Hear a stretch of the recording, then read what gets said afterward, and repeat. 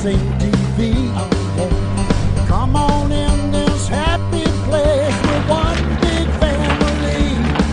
We got jokes and fun and sing-alongs, some for you to see. It's AlabamaMusicSceneTV. Yeah. Yes, it is. Do it, Farrell.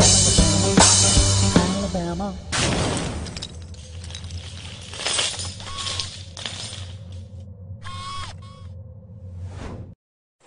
We're back. Yeah, on today's show we got the Ross Butler Band, we got the Crane's Nest, we got Jonathan East, and we got Natchez Trace. We also got jokes, an interview, and lots of fun. First up, the Ross Butler Band. She took down 40 grand. Well, on wedding day, ripped it down in the middle and threw my hair away. Now I got nobody to blame but me. I got nobody to blame but me. Broke all my old fishing rods, put my guns in hard. Threw my clothes out in the yard and chains down on the lines. And I got nobody to blame but me. And I got nobody to blame but me. I know right, yeah, I've been wrong.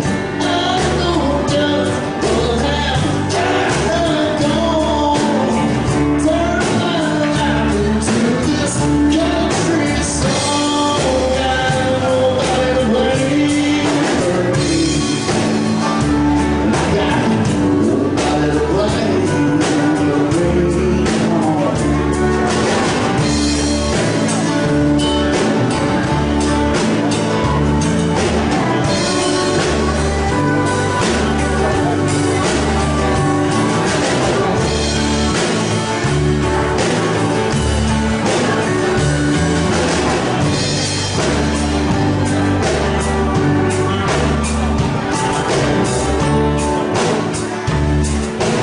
Saturday now I'm right, ran it in the palm. Sugar in my coffee, I can't even hold it on. I got nobody to blame but me. Hey, I've been wondering this. Why do they sterilize that needle for lethal injection? I don't know. Hey, y'all don't go nowhere. You're going to meet the new host right after this. Lee's Family Restaurant and Dinner Theater in the Summerton-Dora area. Delicious dinner menus. Buffet every Friday, 10:30 a.m. to 2 p.m. Sunday, 11 a.m. to 2 p.m. Great dinner theater shows. August the 26th, the Dove Brothers. Karaoke every Tuesday, 6 to 9 p.m. Call for takeouts or info on shows, 205-648-4461. That was Lee's Family Restaurant and Dinner Theater. He has karaoke every Tuesday night, 6 to 9 o'clock. Just as I promised y'all, Cool Carol. How are you, George? I'm doing good. Man, you know, I can't even talk because I'm thinking about the future, man, and we're going to be taping some more younger musicians just coming up. Hey, we can do school bands. I mean, there's no limit to the musicianship we can get. Right, from all generations. I mean, I'd like to get some cloggers, some Alabama cloggers. Hey, some of them used to come up there to the American Legion at Sargent. And the bluegrass. Yep. Gonna have some more bluegrass. We're gonna have them club bands on here. Festivals. We're gonna be at the Frog Festival in Summerton, Alabama. Gonna have a booth set up. Y'all come by and look us up, y'all. Who's coming up next? A wonderful family of 6 called the Crane's Nest.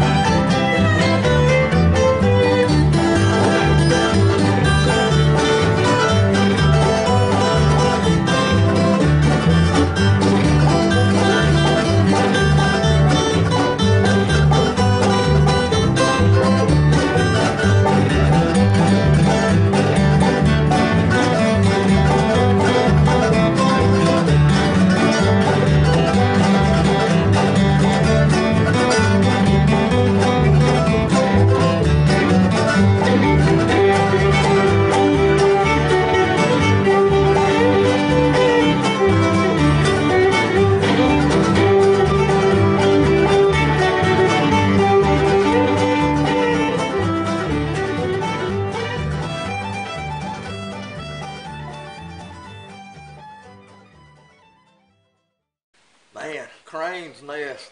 They good. They were awesome. That's some of the best bluegrass music. That tall girl right there, she plays a harp too. Ooh. Yeah, We'll have to get that. she's good. She's good. All of them are good. 3 boys, 3 girls, brothers and sisters. And that's the Crane's Nest? Crane's Nest, they live up around Northport. If y'all want them to come to y'all's church, they do bluegrass gospel, y'all. All right, sponsors. We're going to be coming to the Russellville area to get sponsors. Beautiful city of Russellville. Y'all look out for us, okay? So we need your help. We need a couple more sponsors. So me and Cool Carol here is going to be coming to see you, okay? Can't go wrong, I'm telling you that right now, man. How many times is this on a week? 7 times a week. A chance not to miss it. 7 times a week, man. All right, what we got coming up next? Well, we have professional photography from George Williams. Picture of the week, y'all.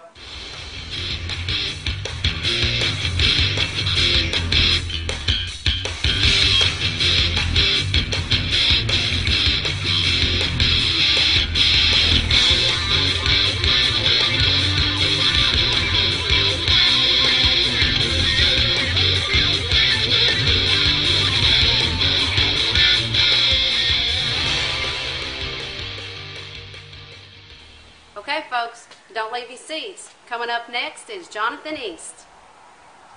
Midnight Special, downtown Jasper, Alabama. Friendly bartenders and staff, darts and pool. Wednesday, karaoke. Thursday, open mic with Zach Baker. Friday and Saturday, karaoke. Sunday, 4 to 8, the band, karaoke afterwards. Hours, Monday through Thursday, 1 o'clock to whenever. Friday through Saturday, 11 to whenever.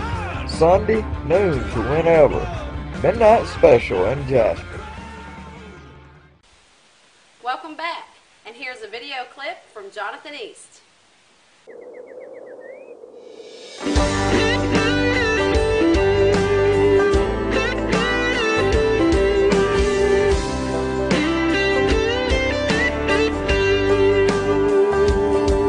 Got American flag out on my front lawn, a 97 Civic deck down in chrome, and my girl sitting with a short skirt on the porch swing. Well, them kids of mine playing and running around with an ice cream sandwich and a blue tick ham. The East Georgia sun slowly coming down on me. And if the rain pulls down tomorrow,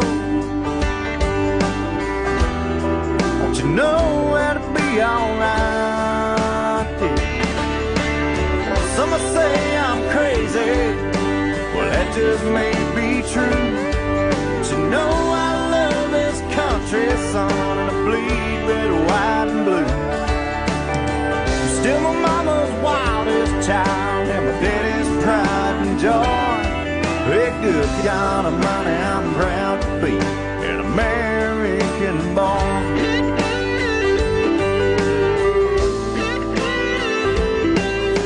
Well, up every morning round the crack of dawn, I kiss my wife, throw my work boots on, a cup of black coffee, man, I'm gone again. I live my life like my old man, raising kids on a farm of land. Sure ain't waiting on no stimulus plan to kick in. When the world ain't so forgiving, I know the good Lord's got my back.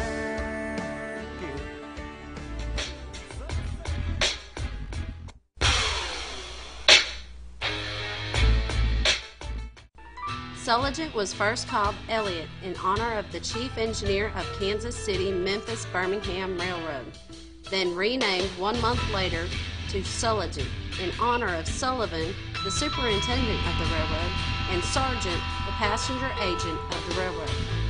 The town was incorporated on February 12, 1897. S.F. Pennington owned the first general store, and Dr. R.J. Redden owned the first drugstore. The production and processing of cotton was an important industry. The primary business in Sulligent in the mid-1890s was cotton, with over 2,500 bales ginned every year and shipped via the railroad. At one time, Sulligent Cotton Oil Company was known as the largest cotton gin under one roof. Sulligent is home to Lamar County's only structure listed on the National Register of Historic Places, the Greer Bankhead House, which antedates the city by almost 4 decades.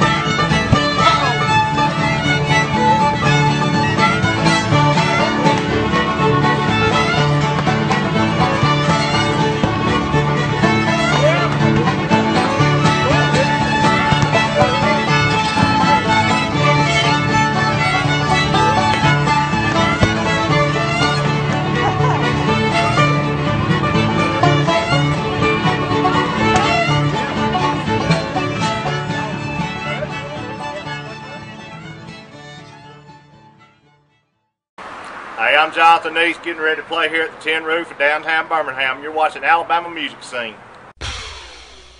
Steve's Fast Money Loans across from Pinnacle Bank in Summerton. He buys and sells gold and silver. He has tools and machines of all kinds.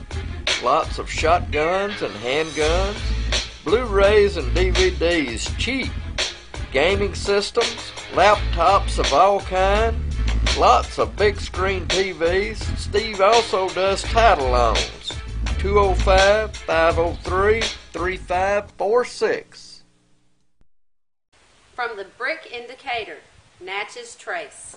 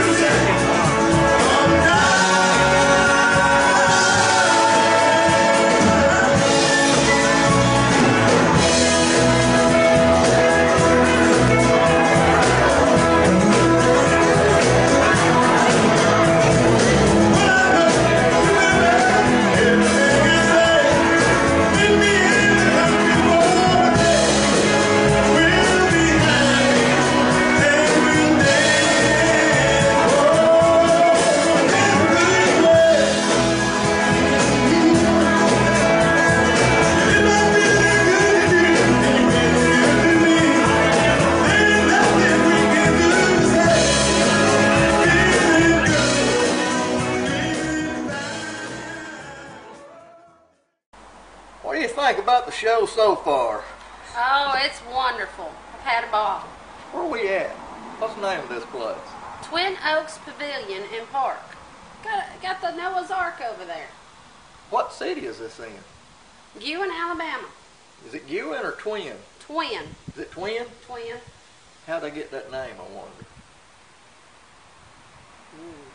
Are there another city close by that looks just like it? Might be. Might be. Well, Brilliant's right down the road here, about 5-7 miles. They have a festival, don't they? Every year, the Coal Fest. Coal Fest. Man. So what do y'all think? Huh? Cool Carol. I don't hear you. Speak up. I see you over there. And you over there too. Thank you for joining us for Alabama Music Scene TV. Hey, we're going to have some good talent. Alabama talent's the best. That's right. That's right. Homegrown. I'm telling you, I've had Jessica Muse on here. I've had Shelby Z. I interviewed Shelby Z before she went on The Voice. Wow. And I had an interview with who'd I just say? Jessica Muse. Had an interview with her down in Montgomery. And the day I was supposed to went to Montgomery, I didn't have no gas. So I called and canceled it. And about a month later, she went on American Idol. What an interview that could have been. Yep. Man, now she's making records and stuff like that. She was at the Frog Festival last year with Shelby. Now, we're going to be there this year. And we're going to be handing out flyers. Y'all come by our tent there. I don't know where it's going to be yet. But man, 5,000-6,000 people comes to that thing. It's called the Frog Fest, downtown Summerton. I mean, they block the roads off and everything. It's going to be a ball. What, 5,000 people annually come out? Pepsi products. Pepsi sponsors that, so if you come in there, you're going to be drinking Pepsi products. I guarantee you. Isn't Mountain Dew a Pepsi product? Yep, Well, it is. I think we're taken care of for the day. You drink Mountain Dew? No. Oh. I don't neither. That is a Noah's Ark, ain't it? There ain't no animals. I seen a dog come out of it a while ago. Well, as long as it stays over there. Man, if you want to take pictures or anything like that, this is the place. I took some pictures right here one time, and it's good.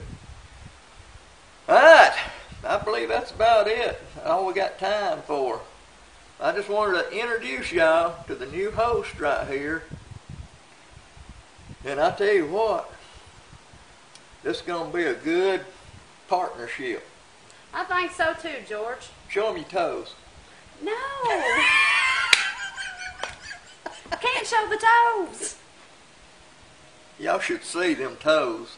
I'm telling you. Well, you don't need to see the toes. Maybe not. Let's get out of here. It's hot. Thank y'all for watching. See you next time.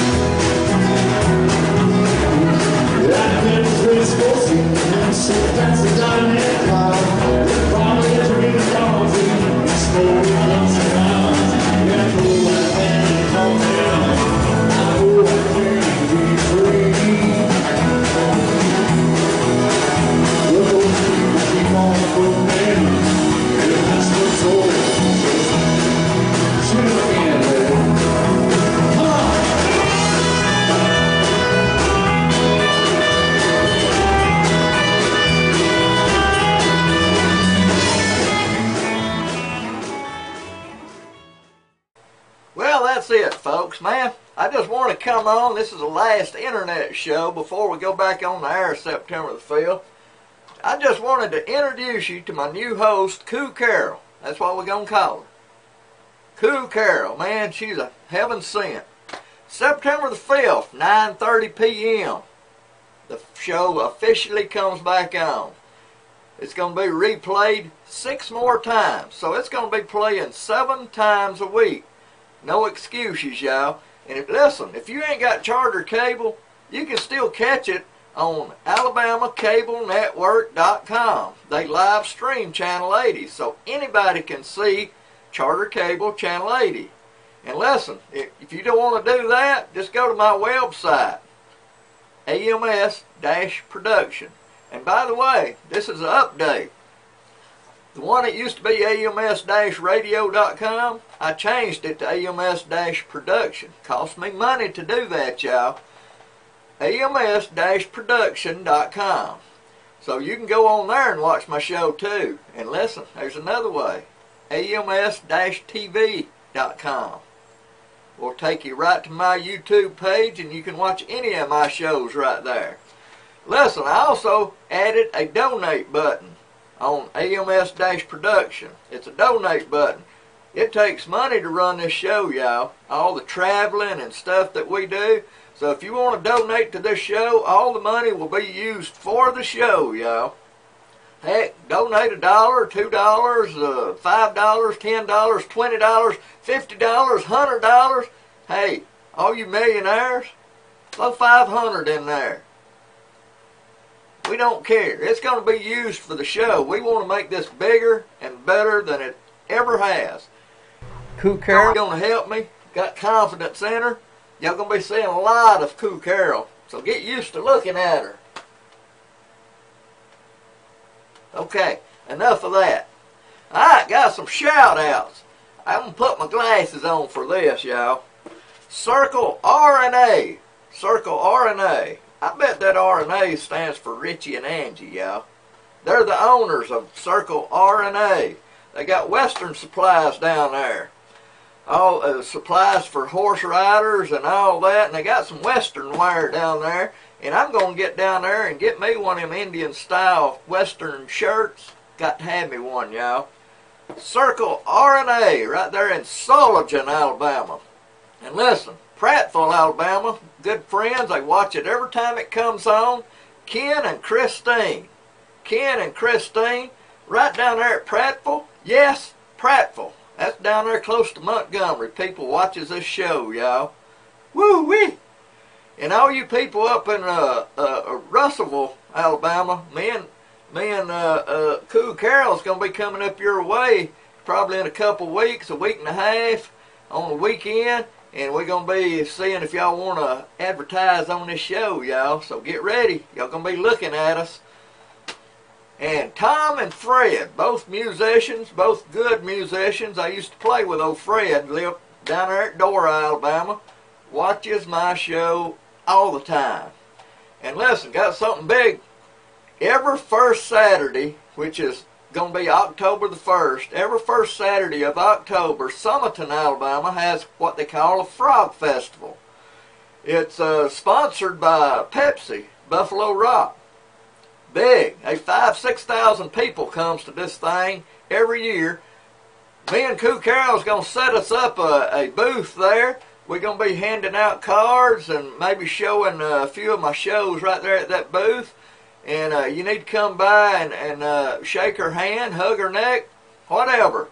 And then go up there and listen to some of that good music. I hope I get a booth up there close to that music. Sure do. Frog Festival. It's October the 1st. It's always the first Saturday of October.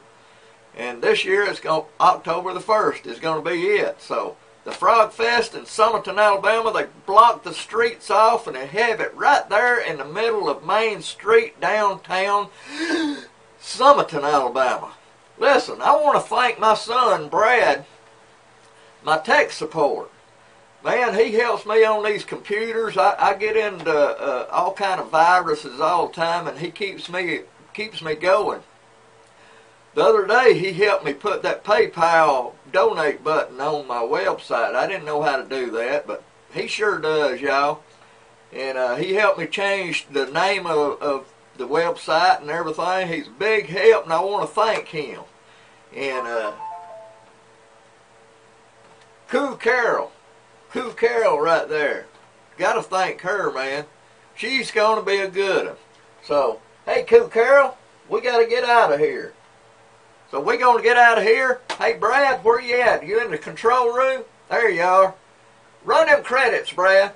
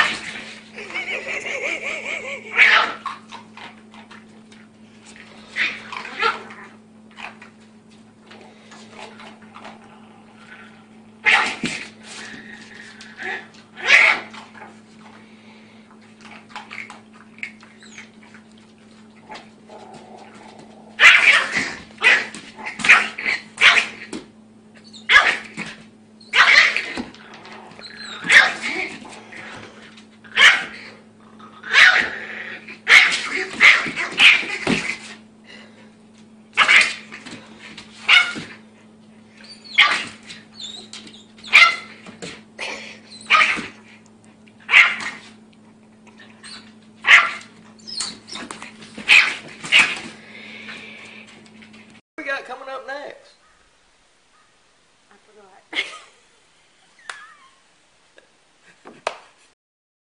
Hey, George. Oh. Thanks, George. Coming up next, great Alabama singer-songwriter.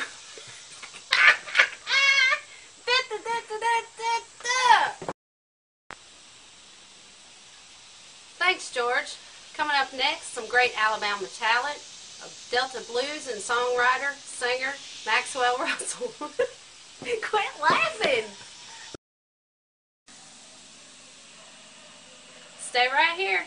You don't want to miss our own very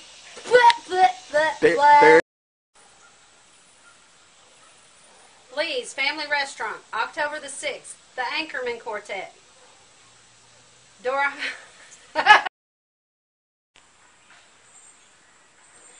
seasoned musicians. Okay. See.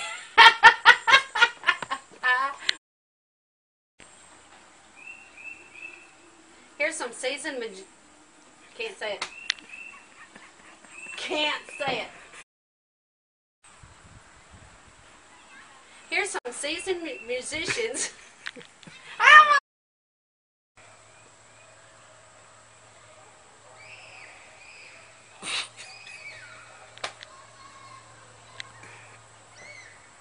All I heard was Roger Rabbit in my mind.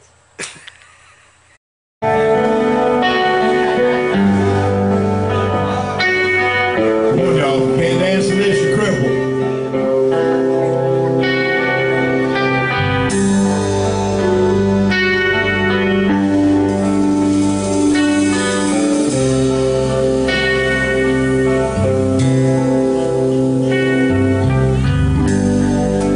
Must have been cold there in my shadow.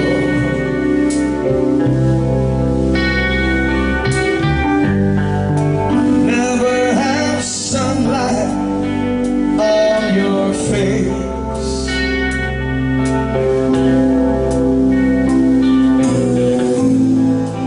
You've been content, so let me shine.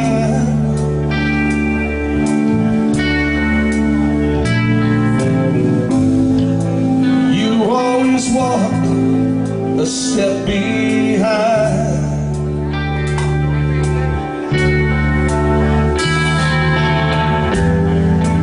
I was the one with all the glory.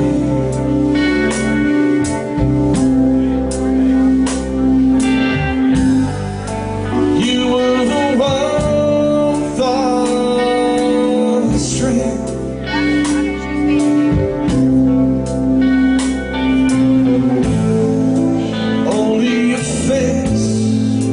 Without a name,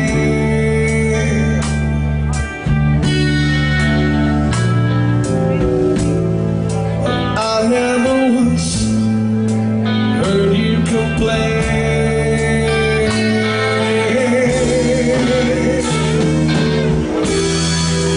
You ever know you're my hero?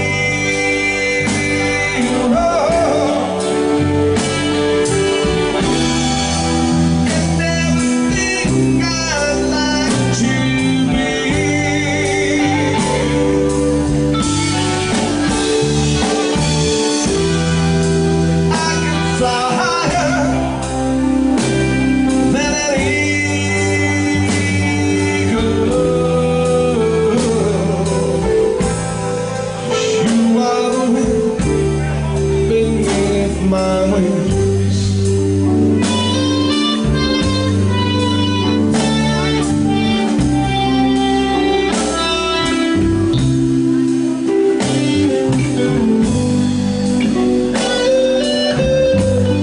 More water to a drowning man.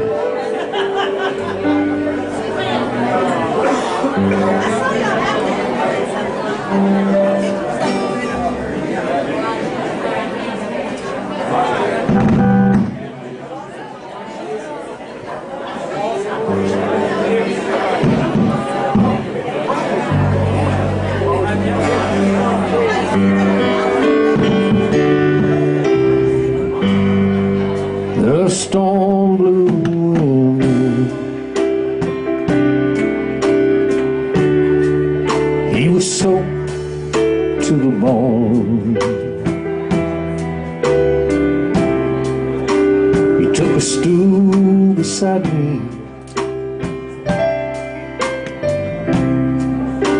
in my second home. I said if it keeps raining,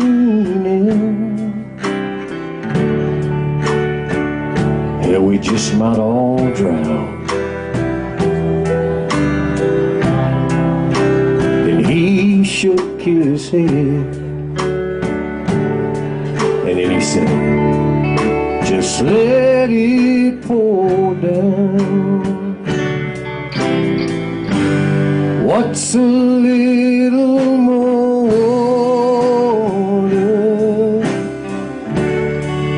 to drown in me?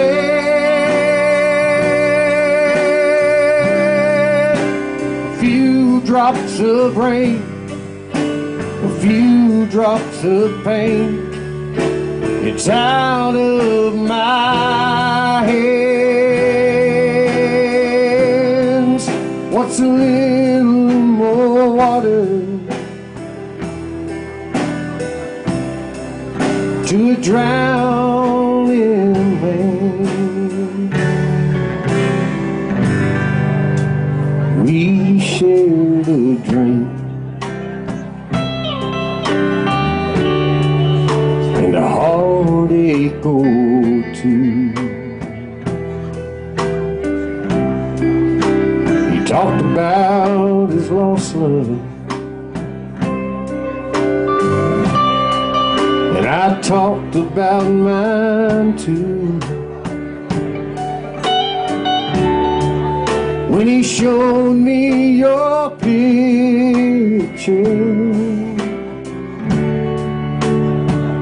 God, I thought I'd die. Our loves were the same. I walked out in the rain with tears in my eyes. What's a little more water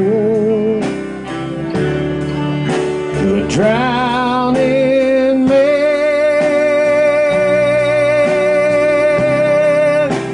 A few drops of rain, a few drops of pain, it's out of my hands. What's a little more water to drown in rain?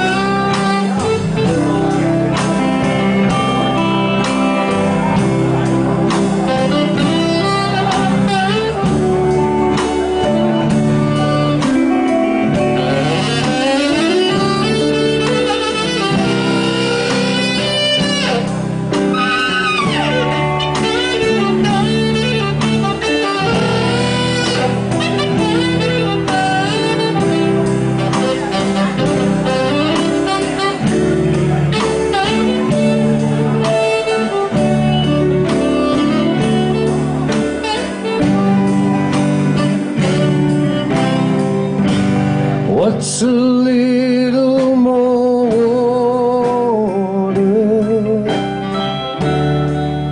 to drown in me?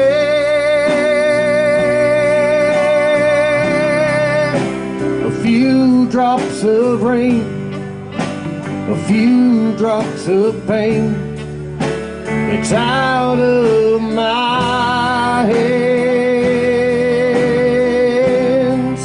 What's a little more water drown in vain. What's a little more water to drown in?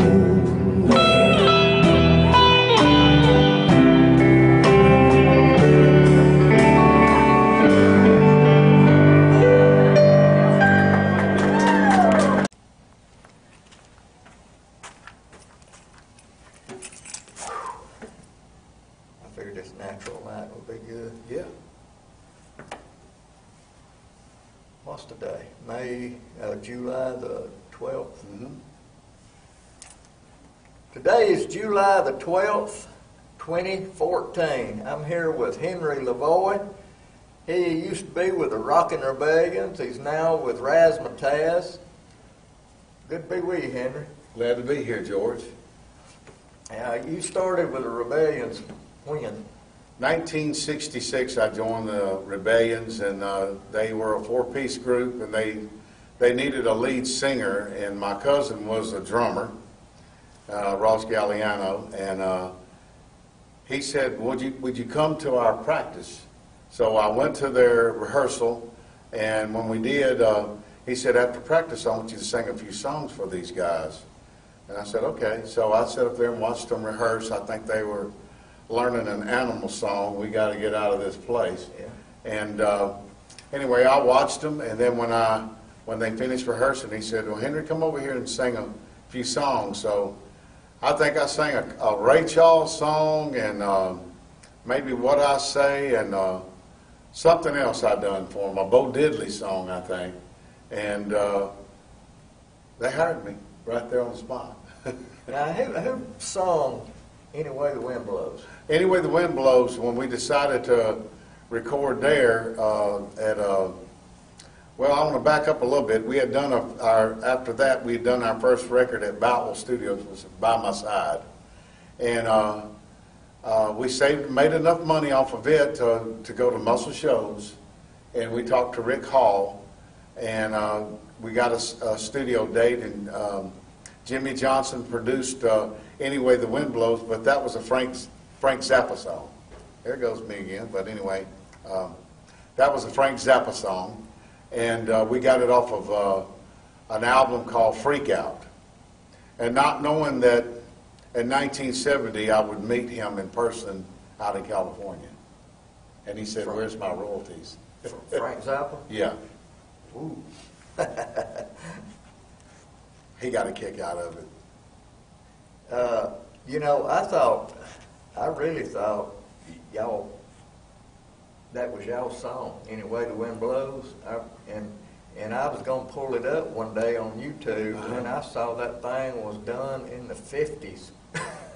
It could have been done by somebody else, but I thought Frank wrote it, and it was a good song, but we kind of changed a little bit of the words and how it was done to our own being, and it came out good. It probably sold more local records than, and I know it sold 25,000 in the Birmingham metro, you would call Coleman and Decatur and all that. We sold 25,000 copies.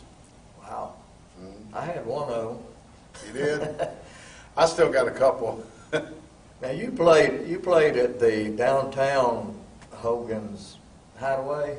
Yeah, then that was with Razzmatazz. That started in '77 down there, and we went in there. We used to go down there on our off nights on Monday, and Mr. Hogan would always say, hey, y'all just missed the crowd, because we'd be running all over the place, me and my guitar player Chuck Bradley and my wife, Lynn, and we'd go out partying on Monday, even Sunday sometimes, but my wife said, why don't you make this into an after hours and club, because you've got so many clubs on 20th Street that people, when they get off work, like the bartenders and waitresses and club owners might want to unwind, and he served food all night anyway, so we went in there in 1977 and stayed there for 11 years. Yeah. And played there from 11 to 5 in the morning. I know I'm gonna back to the Rockin' Rebellion. Sure. I know the only two Shower of Stars, WOK Shower of Stars I went to, I think y'all played at both of those. Yeah, well, we were blessed and lucky that we had one in '67, the WVOK Battle of Bands, and it just happened that happened in either May that we won, but we had already gone to Muscle Shoals and recorded Anyway the Wind Blows. It was just the right timing for us, and Dan Brennan said, well, do y'all have out any other records? Because we had already had one on another radio station, and of course he didn't. They don't. If you were on one station, they didn't allow you on the other.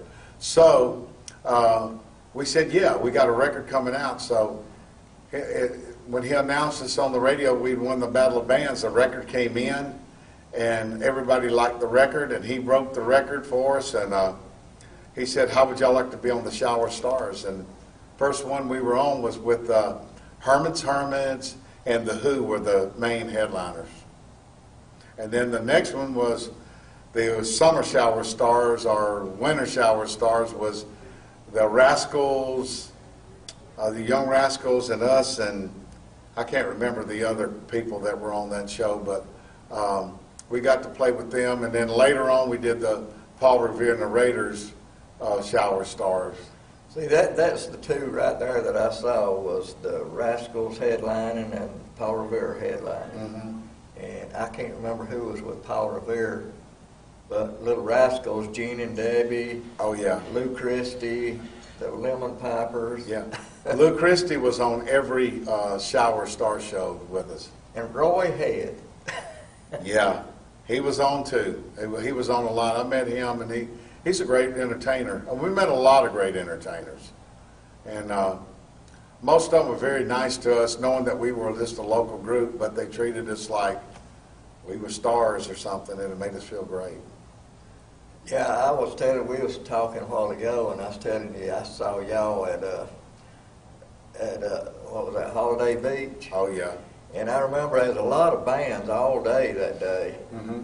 And I remember people would come in there with old tore up trucks and get their old amps out of there. And I remember when y'all came, the equipment looked brand new. Y'all come in a nice van, and y'all did a song. It was you would have thought it was Elton John. It was Philadelphia Freedom. Oh, yeah. And I was like, wow. Yeah. That's great right there. Oh, yeah. Them were good old days out at Holiday Beach. But we were blessed to, some of that equipment that you're talking about, we had when we won the WOK Vox Battle of Bands, they gave us all new equipment. Really? Oh, yeah. And since I was a lead singer, I didn't mean to interrupt you, but since I was a lead singer, I didn't get anything, but all the other players got something. But I went ahead and bought me a new microphone. I know the first, and I've told you this too before, the first club that I ever walked in my life was Uncle Sam's on 3rd Avenue. Oh, yeah.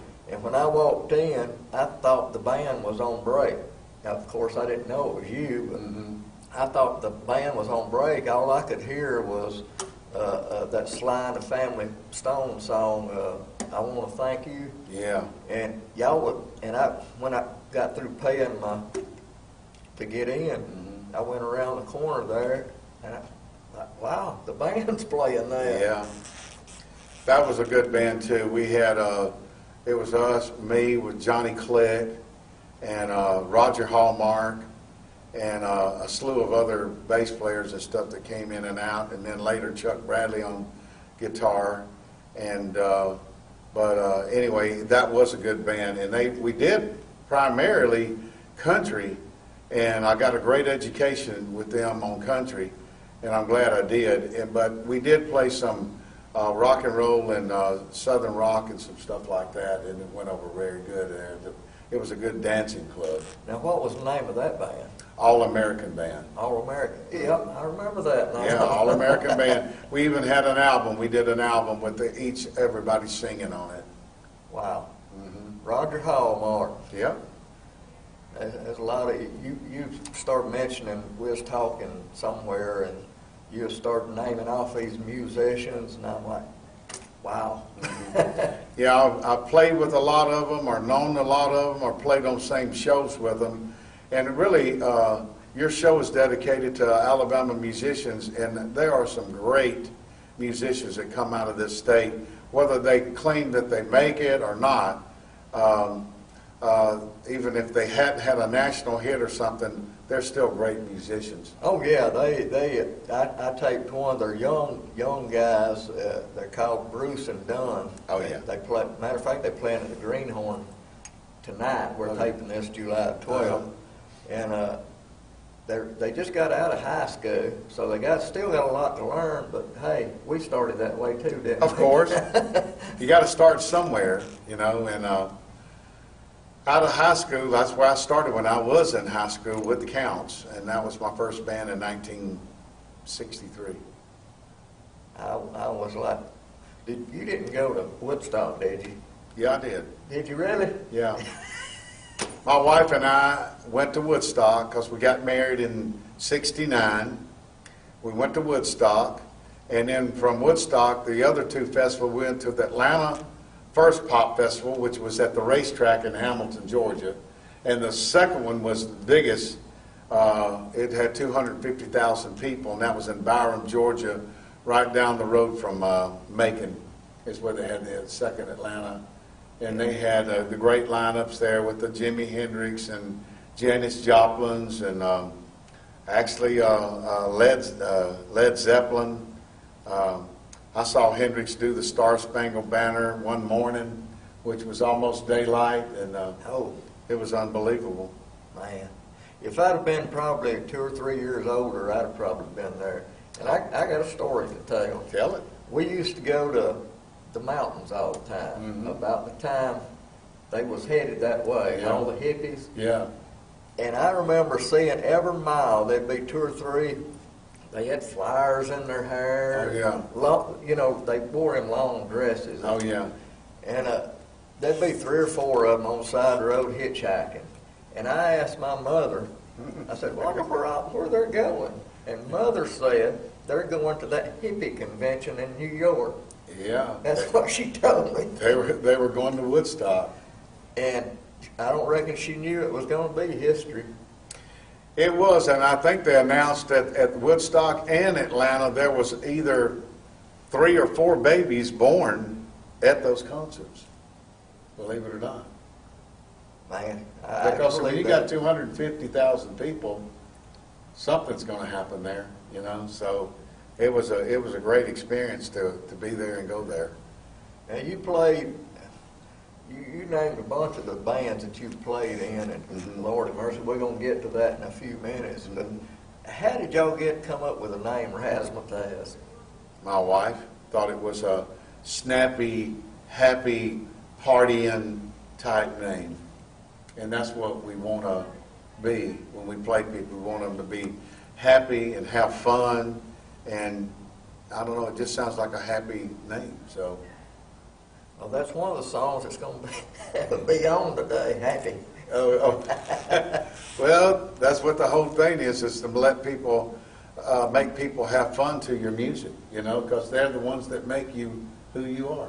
I know my 30th birthday, I spent it at Hogan's Hideaway downtown. Well, you don't know that. I was there. I played on the jukebox Any Way the Wind Blows, and you come walking over to me and said, do you know who that is? I said, yeah, I know who that is. Yeah, I think I do remember that, because Hogan did have that on the jukebox, and it flattered me. Of course, that had been many years gone, you know, that we had recorded that and done that with the Rebellions, but it was on the jukebox. Yeah, well, that was my 30th birthday. A lot of things happened that night, and we ain't going to get into that part. Okay. And I say, right here's where we're going to edit. Yeah, it was a tough time on my 30th birthday. I remember it well.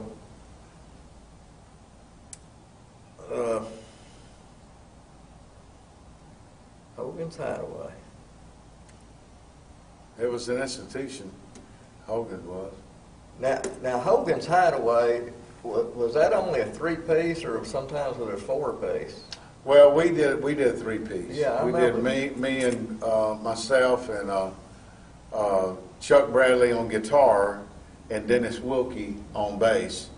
And then when somebody would come in that played another instrument, or especially a keyboard player, we would drag them up there because we loved having that 4th piece. But that didn't happen all the time, but it happened a lot. And we would get people up there and play with it. Plus, Hogan had all the stars that stayed at the Hilton next door.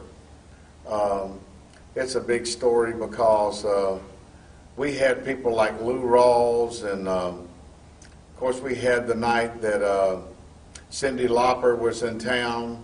She came over, played from 2 o'clock until 5 with us. We had the Coasters, which were next door. I was there that night. The Coasters. The Coasters came over, and one of the Coasters they wasn't the original Coasters, but one of them guy was. But one guy that sang bass was Huggy Bear on Starsky and Hutch. Yeah. And but we had the Oak Ridge Boys, Lee Greenwood, Jim Neighbors, Gary Busey that was filming The Bear. He got up and did the Buddy Holly. We asked him, did he actually play? And he was in a band in Oklahoma, and he actually played the parts when they did the Buddy Holly story. And he got up there and did about 5 Buddy Holly songs, and he sounded great there. But we had so many artists to come there.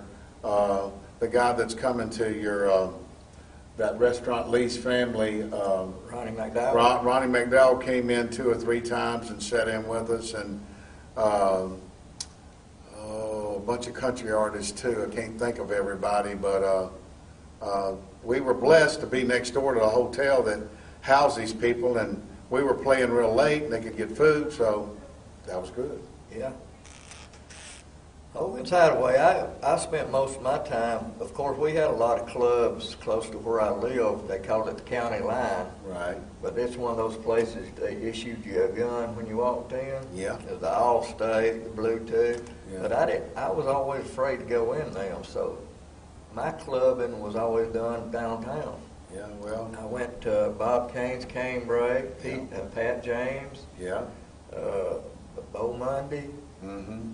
I went to all those places. You know, they didn't issue a gun. That only issues a knife. just a knife. I'm just kidding. No, it was some good plays. That's more my style, I guess, because that was a bunch of, I guess you'd call them rednecks. Could be. Cut. Yeah, it was pretty rough on the county line then. Now Razzmatazz, y'all been together how long now? Well, let's see. The name Razzmatazz was in '87, and some of them members are gone now, and well, they are gone. But the recent group that I'm playing with is Greg Brown on bass. On guitar. That was our bass player. And I got Mike Weber and Kenny Weber. We've been together, Greg and I have been together 20, and Mike's been with us 16. Kenny is the new addition, and we do have a saxophone player on certain occasions, Dwight Anderson, and he was with us a full 19 years. Okay. Now, Kenny and Mike was in Revolver, right? Correct. The band Revolver, and Greg was in KD Riser. Right. So y'all got it. Oh man,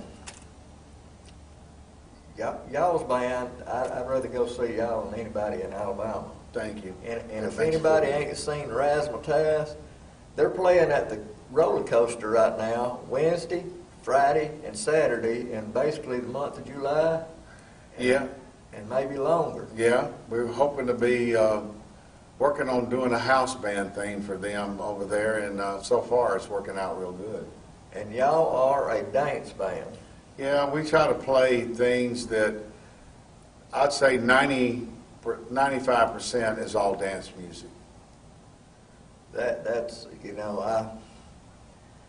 Alabama, I started this show because, I wasn't really musically inclined, and I started messing around with J.C. Rayner and his sons, Jerome Rayner and Steve Dawkins now. I started messing around with them, and that's how I got to see the Shower Stars, actually. I went with those. If it hadn't been for them, I probably wouldn't have went to the Shower Stars. That's great. And they got me started in it, and I still, I can hold the beat, but I ain't nowhere in the caliber of, I don't call myself good. I'll have to let you sit in and I'll check that out. You have to play something very simple. Most of our stuff is simple, and most people like it because we don't make it too long or anything, and we try to play music that everybody understands, they've heard, whether it's in the 50s, 60s, 70s, 80s, 90s, or 2000. We try to do a little bit of it all. Most everybody that goes into clubs or anywhere else to watch a band play, they don't realize what bands goes through. Yeah. They get there, some of them gets there 4, 5, 6 o'clock in the evening. Yeah. And they start setting up with all these wires and hookups and the PAs, and them PAs and amplifiers are heavy. Oh, yeah. And they set up, and most everybody, they just get there in time to see them play. Yeah. And then a lot of bands now, when they get through, they have to tear down that same night. Oh, yeah. So they're there 8 hours at least. At least. At least 8 hours. See, we don't really charge them for playing. We just charge the people for setting up and taking down. I know. That's what a lot of people don't realize, and that's one reason I wanted to start this show, is to show what musicians go through. Well, you've done an excellent job, and I know that all of our Alabama musicians are proud of how you try to display us. I want everybody to support Alabama musicians because they work hard. Yes. They enjoy what they're doing. If they did, they wouldn't do it because they ain't getting rich. No. No, but they're having a lot of fun. They enjoying what they're doing. Yeah, and it's I have been blessed to make a living off of it, and it's been a wonderful thing for me, and I just, like I said, I've been blessed to do this my whole life, and I thank the Almighty for letting me do this, because I even do some gospel on Sunday at different churches just to give back, to say thank you for letting me do what I've been doing all these years. And I've had a great support team with my wife that has helped me through being successful in my life. If it wasn't for her, I don't know if I'd be here today, because she knows how to work me. Tell you that now. She's a good girl. I tell you, matter of fact, I was at the roller coaster where you're playing now, and I was watching a band called Hutch Edwards Project, and the lead singer wasn't there yet, and you was mentioning churches and everything. That's what made me think of this. And I said, where is Greg at? And they said, oh, he's at Vacation Bible School. He'll be here about 10. Yeah. So he was at Vacation Bible School. So a lot of people don't realize that. Just because you play in a club don't mean you don't believe in the Almighty. That's right. And a lot of the good singers, believe it or not, some of these guys have they either started in church bands sometimes. Yeah. And if they hadn't, they've gone from being in bands and going back to the church and playing and giving their talent to the Lord. Yeah. I've played gospel, used to travel with J.C. Rayner. Oh, yeah. And the Glory Bound Revelators. Oh, yeah. Sounds good. So I've been there too. I tell you, here in a few minutes, I want you to go through that box. I'm going to tape a lot of that. He's got some memorabilia here that, whew, I didn't realize It's got a lot of stuff back there. Razzmatazz, I remember y'all playing at the Ramada, their airport. Yeah, about 6 years. That's when I knew about Razzmatazz and heard a lot of course, I used to go pretty close to there. What was that called? New Spot? Yeah, the new spot was around the block there. Now, this is one reason I don't like sitting in with too many people. Yeah. I sat in a guy, he could sing just like Elvis Presley. Good voice. His name was Lowell Reeves. He's gone now. But they got him up to sing a song. He sang I believe he played Pledge of My Love by Elvis Presley. And he called me up there. So I got up there, and the drummer, big guy, he's about this big, I don't know his name, but his snare was like that far away from the rest of his drums. And I was going to mash his foot pedal to his bass, and you had to stand up on it to mash it. And all of a sudden, they started off on Johnny B. Good. And I was like, I was trying to play them drums. I couldn't even mash his foot pedal. And when we got through, Lowell come over and sat down. He said, "I thought you could play drums." I said, "I can't mine. I can't his." So different drummers. That's one thing. Steve Rayner. He told me he didn't actually teach me, but he told me how to teach myself. And that was one thing he told me. He said, "Watch other drummers and see how they set their drums up." And he said, "You set your drums up the way you're comfortable." Correct. And that's what I've always done. But that guy, I couldn't play his drums. You might know who played there then. It might have been before y'all was at. Probably was. There's been a lot of people that played that new spot. I don't think I ever got to play there but one time, and it was a country group that was in there, and they needed a drummer one night, and for some reason I was off or something was going on, and I got to play there, and I can't remember if it was Sid Leonard, that he could sound exactly like Johnny Cash. Matter of fact, I've done a bunch of jingles with him at the studio for him doing voiceovers with being Johnny Cash and talking about different products and stuff. Now, back in the Rockin' Rebellion days, when y'all had that, how far up the line did that "Any Way the Wind Blows" go? It was supposed to have been the B track too, wasn't it? Yeah, it was supposed to be the B track. "Don't Let Go," which is an old Bo Diddley song, was supposed to be the track that we were going to be pushing. But Dan Brennan liked the other side, and he made it a hit, and not "Don't Let Go." And but we went to on the Tough 20 survey for VOK. We went up to number 3 on the Rumor's record rack. We got number 1, and we were on different. There was a station out of Tuscaloosa. We were on that. I think we're number 2 there. We were number 2 on WKUL in Coleman. And, of course, we were down in Montgomery and Jacksonville Beach because VOK had 3 stations. Yeah. The Big Bam in Montgomery and the Big Ape in Jacksonville, Florida.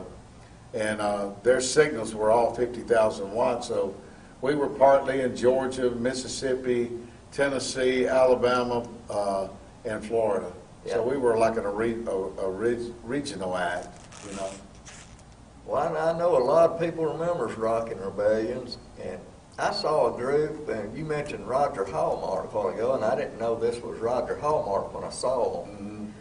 But I saw this group, and it was one of the, I tell everybody, most bands is, just kind of equal, with the musicianship and everything, but every once in a while you get one that's, at least I like, and this group, it was in the bottom. It was like going towards where you played last week in the Greenhorn Saloon. There used to be a place called the Queen of Hearts, but they had a basement that they was doing things. In this band, it was called the Offbeats. That's Roger Homer. That was Roger Homer, and I didn't know it, but I was like, wow. Yeah. That was one of them groups that's up here. Yeah, well, sometimes you have what I call it the right combination. Yeah. And you don't have to be a super player, but if you've got the right combination and the right drive and kind of like a brotherly a love right there with one another, then you'll get the job done. It's got to be family. Right. That's right. I played with one band, well, two actually, that was like that. My very first band was called the Crossroads. Okay. And had a bunch. We changed members a couple of times, but the original members stayed together probably 6 years. And we tried to get a reunion of that started, and there's one guy that didn't want.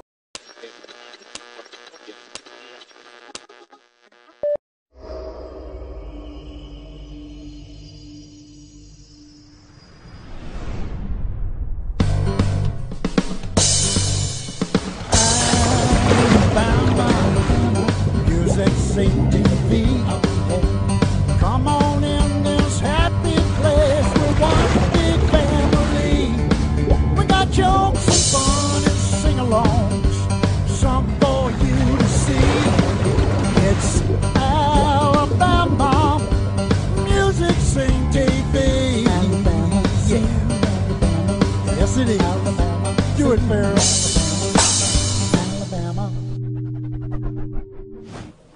How y'all doing? Listen, fixing to make a good show for you right here. Muscle Shows bound. Get started right now. Last night,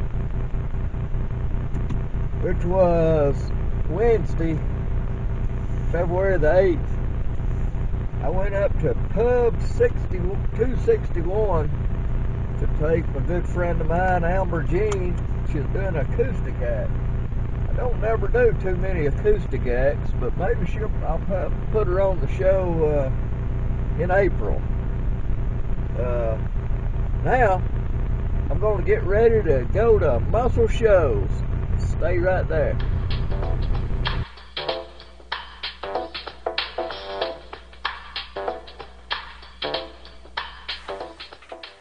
Hello! I'm getting ready to get everything ready to head out to Muscle Shows. I just got through getting the script wrote out. I'll show it to you right here. I've got everything kind of wide where I can, if I need to make any changes, I can. So now I need to get everything else ready. My cameras, my tripods. I'm even going to carry my chargers just in case I need to charge up the batteries again. I'm going to clean the car out before I go.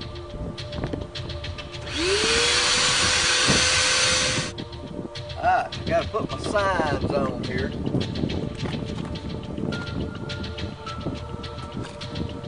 Perfect.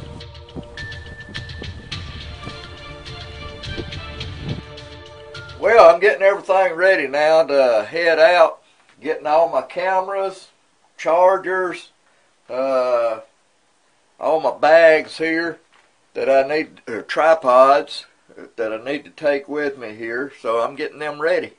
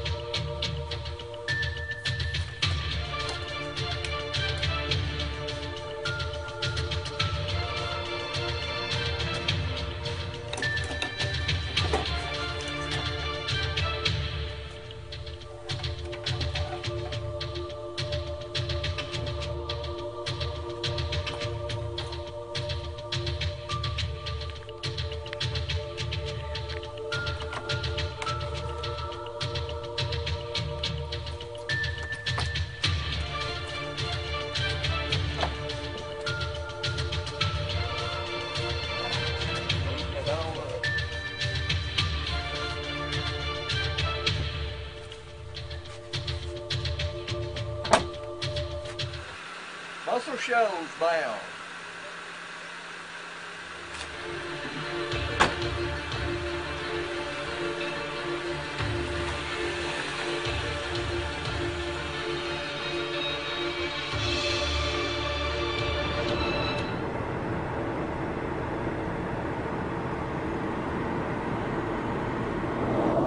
Man, I'm really excited today. On my way to pick up my helper up here at Logan's at Fultondale, and then we're going to be on our way. First stop is probably going to be Alabama Music Hall of Fame. Right there, we're going to do a little piece on Bob Ray display. Gonna leave there and go down to Jackson Highway 3614 to the Muscle Shoals Sound. Then we're gonna go over and see Flobama and my good friend Teresa at Teresa and Associates. Come back by James Count's place. See Fame Studio. I'd like to get me a Fame t-shirt. I ain't never had a Fame t-shirt. And then we're going to go on down to see my good friend Travis Womack at Wayne's Catfish Haven there in Russellville, Alabama. Travis Womack and the Snake Man Band.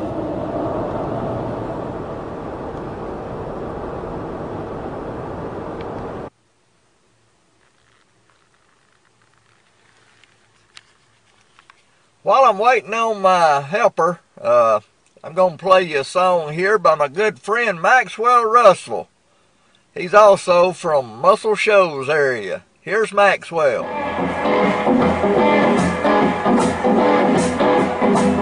Look here, pretty baby, what you trying to do to me? Look here, pretty baby, what you trying to do to me?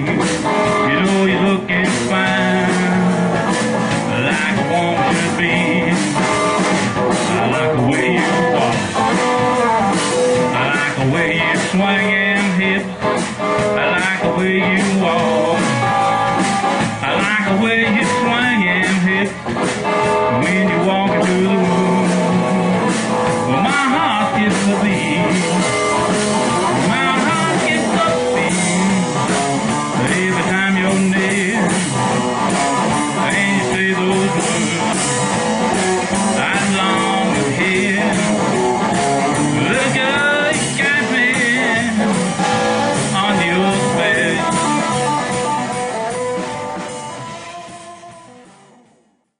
I was there about 5 minutes, and there she came, my helper.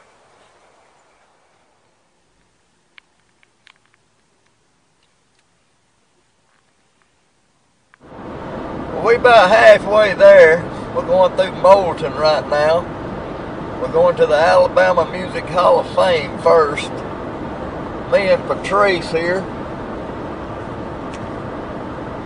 So, we'll catch y'all at the Alabama Music Hall of Fame. Lee's Family Restaurant and Dinner Theater. The best country cooking around. Great dinner theater shows. Karaoke 6 to 9 on Tuesday.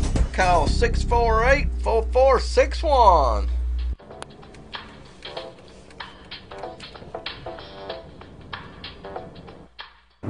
Lee's Family Restaurant, March 3rd, the Dixie Echoes. We finally got to our first stop, the Alabama Music Hall of Fame. Now here's Bob Ray display. Bob Ray. Bob Ray has been a fixture in the Alabama music scene for over 4 decades. Since he came to Muscle Shoals in 1970 to work for Rick Hall at Fame Studios. He had been a member of a rock and roll band, and upon arrival played with R&B greats Clarence Carter, Candy Staton, Wilson Pickett, and Percy Sledge. He recorded 5 albums, all gold, with the Osmonds, and produced 5 gold singles and played on the 2.5 million selling single Baby Don't Get Hooked on Me with Mac Davis. Ray recorded with many artists on albums that went gold or platinum, including Joe Cocker, Steve Forbert, Al Green, George Jones, B.B. King, Reba McEntire, Kenny Rogers, Lee Greenwood, Ronnie Millsap, and Vern Gosdin, among others. He played on at least 40 #1 country songs, including Family Tradition, Right Left Hand, 18 Wheels, and The Factory. Ray's versatility as a session player is evident by his other work, which includes playing on a number of memorable jingles for companies such as Budweiser, Chevy, and Sears. In 1989, the Academy of Country Music named Ray as a finalist in the category of Bass Player of the Year. Academy honor was a result of his work on albums with the Forrester Sisters, Dobie Gray, Wayne Newton, Tanya Tucker, Ronnie Milsap, Louise Mandrell, and Charlie Pride. Ray has also been awarded the Contemporary Achiever Award for Best Studio Player in 2001 by the Alabama Music Hall of Fame. The amazing veteran has had as many as 10 to 15 singles in the Billboard country charts per week at times. Ray is still an active player in Alabama, playing sessions, live shows, and also teaches bass to others. My name is Dixie Griffin in front of Bob Ray's exhibit at the Alabama Music Hall of Fame, and you're watching Alabama Music Scene. Hey, y'all better not go anywhere. We got a special guest at the end of the show. Plus, we got Roger Clark. He played on a lot of gold and platinum albums, too. Roger Clark, he plays drums, yeah.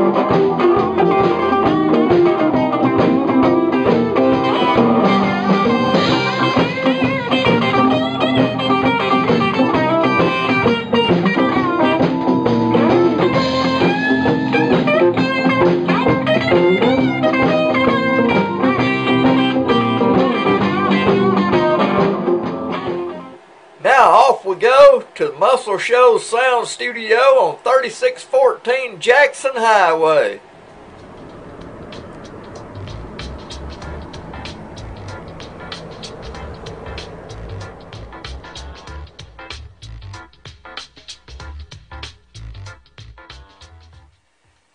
Now when we got there was this Japanese couple that was taking the tour, so they let me and my helper take the tour with them. Didn't cost us nothing, and I appreciate what they done for us.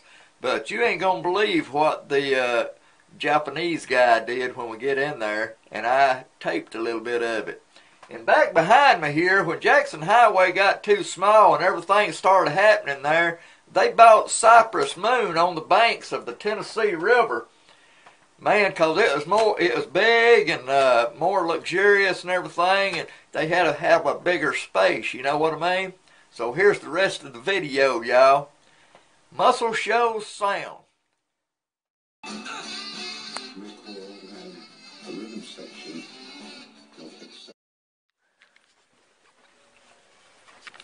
Yeah. So this is where they had a place for their musicians to feel comfortable to, you know, sit and have a good time and not have to worry about the police. Which it turned out later that the police didn't really care anyway because they were drinking too. You know, they just didn't. They just couldn't be selling out of here. So they would have a runner that would take orders and either go to the state line or go to the bootlegger and get their drinks. They got stolen on the only tour that they ever went on with Traffic in 1973. That's also when Steve Winwood had his guitar stolen that Eric Clapton had given to him. So somebody's got it. And then Barry Beckett was on the keys. So, but yeah, so like I said, this is where Mick Jagger and Cher would have sang, and then everybody else used this as the main vocal booth later on. And of course, they would just to see us. Or you on a big tour? Or We're what? in Nashville. And, Okay. Yeah. You doing the music triangle? Watch this. I play, but not enough for anybody to hear. Wow. Whoa. Wow, the real. Where's this one? Yamaha. Whoa.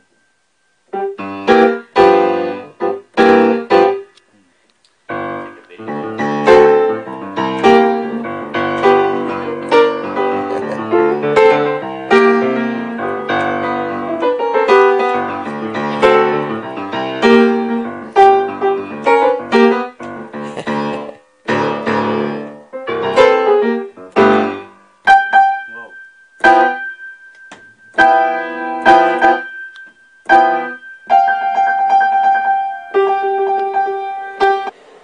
That's the same piano that Bob Seger and Billy Powell played on when they was there. It's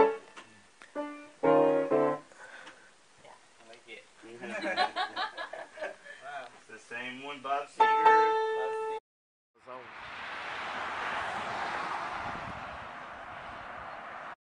Well, here's Travis Womack.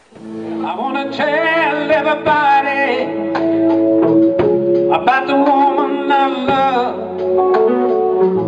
She's everything that I got, besides a good Lord above. Never makes me sad, always keeps me glad, and that's why, yeah, that's why I want to tell you about my girl. Sometime when I'm worried, can't seem to go on, she built me up just like a king on a throne. Loving kisses are so warm, like the sun in the sky. Oh, that's why. Yeah, that's why. The Midnight Special in Jasper. Friendly staff, pool, darts, open mic on Thursday, karaoke, bands, open on Sunday. Midnight Special in Jasper. We just left 3614 and we're going across the bridge here to Teresa's and see Flobama. We're going across Tennessee River now.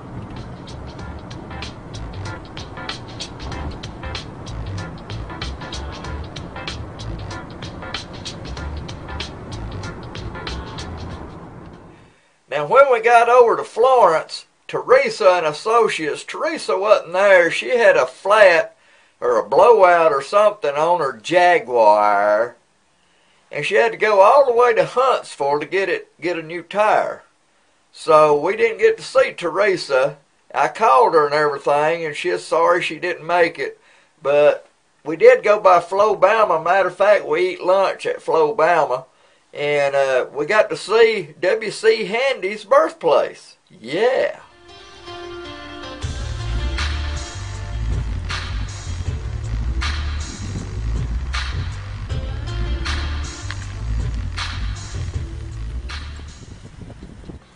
Well, we just got back from Florence and wasn't much going on. Went by Flobama that you just seen just now and eat some dinner, and went by my good friend Teresa's, which she wasn't there.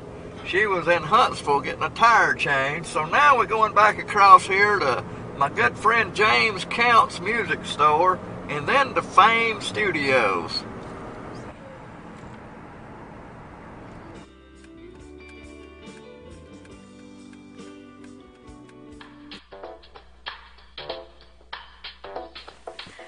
Well, we just got back out of James Count's. Counts Brothers music, and some guys in there talking about Alabama football. And to make a short story long, that's what he was doing. I just had to cut in the middle and say, we got to go. Yeah. We're going over here to Fame now and see if I can't get me a t-shirt. See ya. The dark circles are back. They got a parking lot on both sides of the field.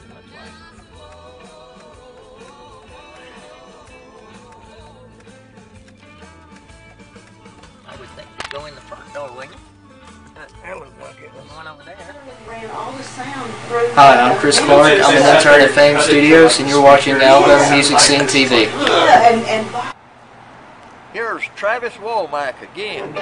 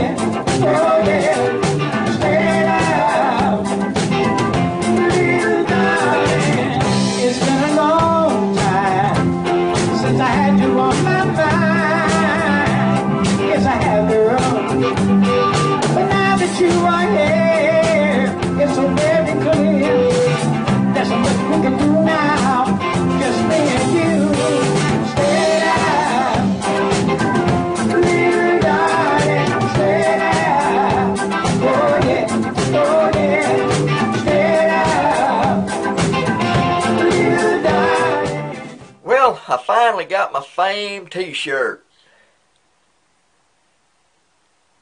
Yeah, I'm ready now. We're going down to Russellville to Wayne's Catfish Haven there, and we interviewed Roger Clark. He played drums on lots of gold albums, y'all. And while we was there, a special guest came in. Y'all stay right there and see who it is. And then we'll head down to Wayne's Catfish Haven. Steve's Pawn in Summerton. He buys and sells gold and silver, has all kind of tools and machines, shotguns and handguns, Blu-rays, DVDs, gaming systems, laptops, flat screen TVs. Steve's Pawn in Summerton.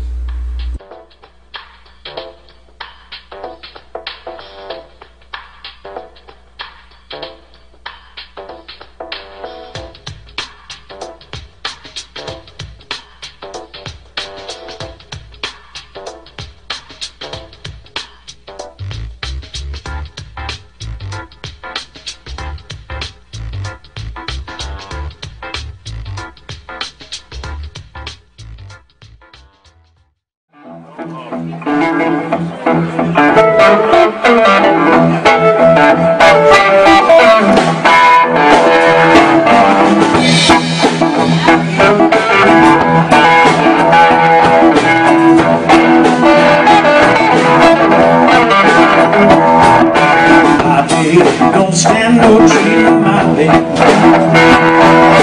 My baby, don't stand no cheating, my baby.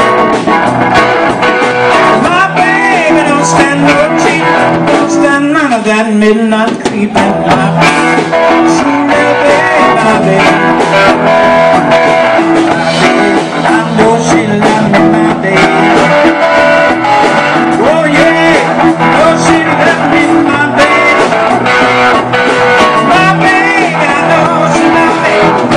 Nothing but kissing with me.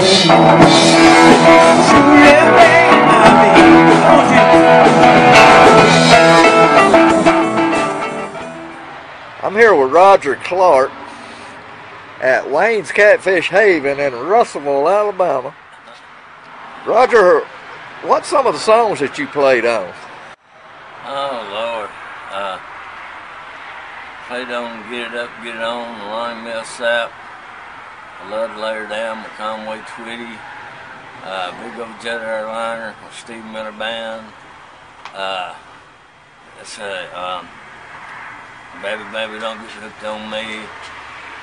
Oh Lord.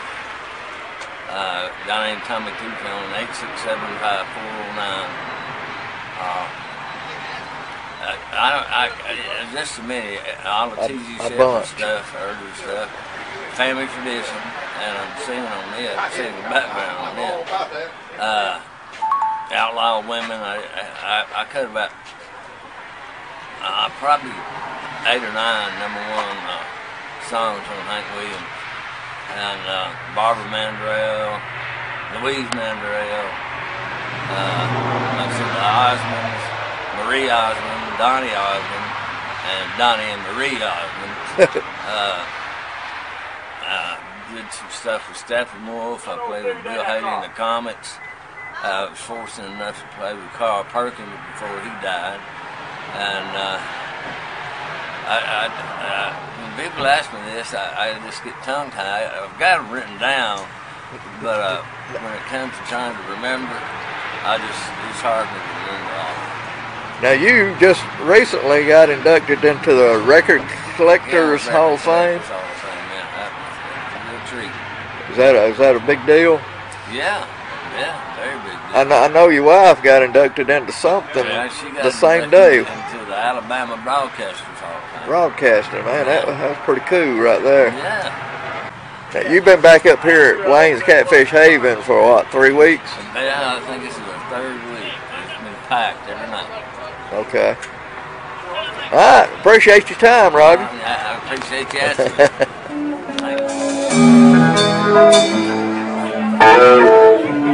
Day after day I'm more confused,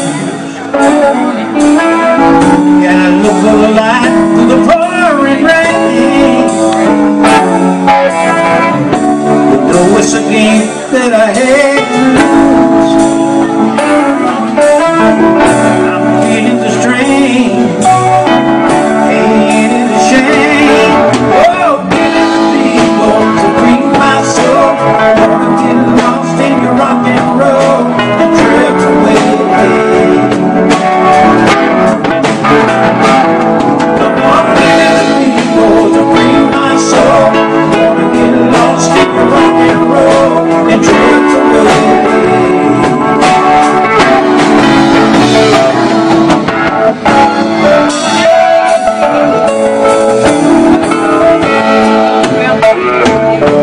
Beginning to think I'm wasting time. I can't understand a thing I do. The world outside, oh, it seems so unkind. Alright, we coming back from Muscle Shoals, Alabama. We went up and taped Travis Womack, and now we headed back to Fultondale, Alabama, and let Miss Patrice out, and then I'm going to the house. Oh, okay. I got more junk in the back.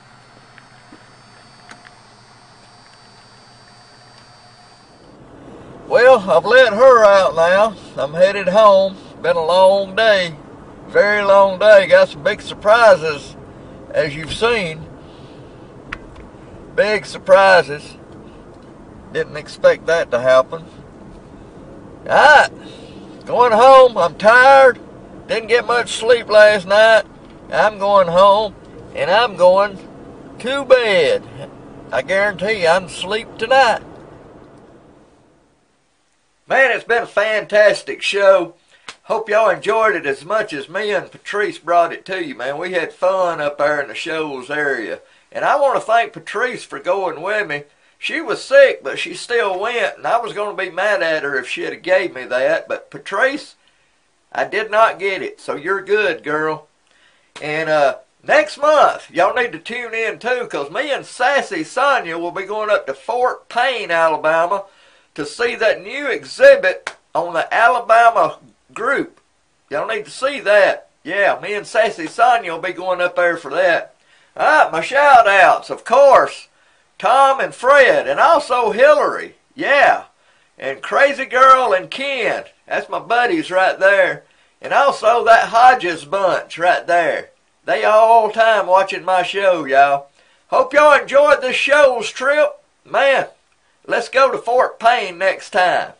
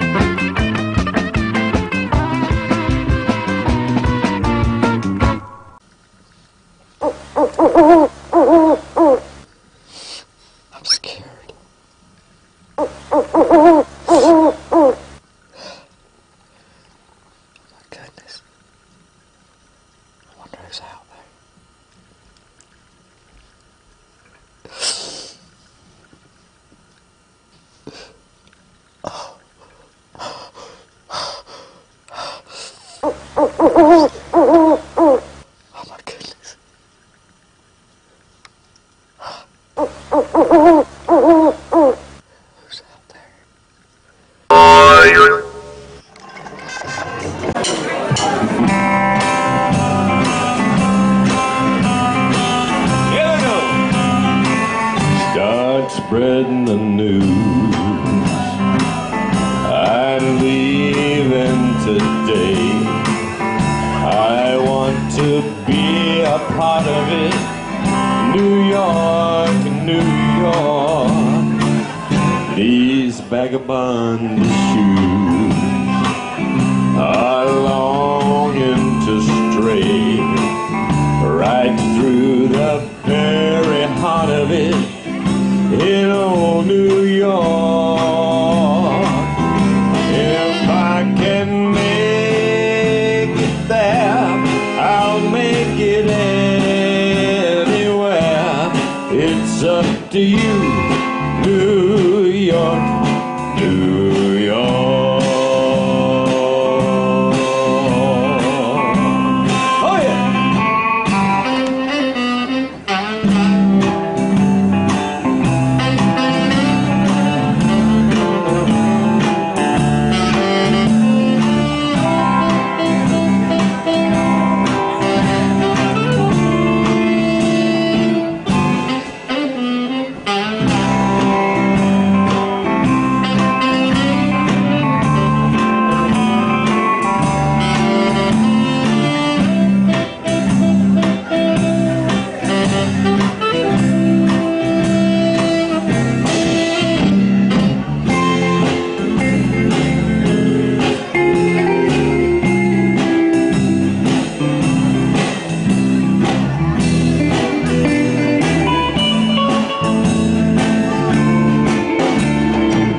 These are little town blues are melting away. Gonna make a brand new start of it in old New York. If I can make it there, I'll make it anywhere. It's up to you, New York, New York.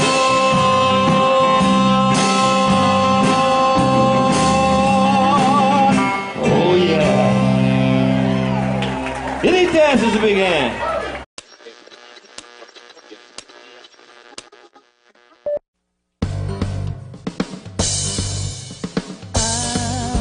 Alabama, music scene TV. Come on in this happy place. We're one big family. We got jokes and fun and sing-alongs, some for you to see. It's Alabama Music Scene TV. Yeah. Yes, it is. Do it, Farrell. Alabama.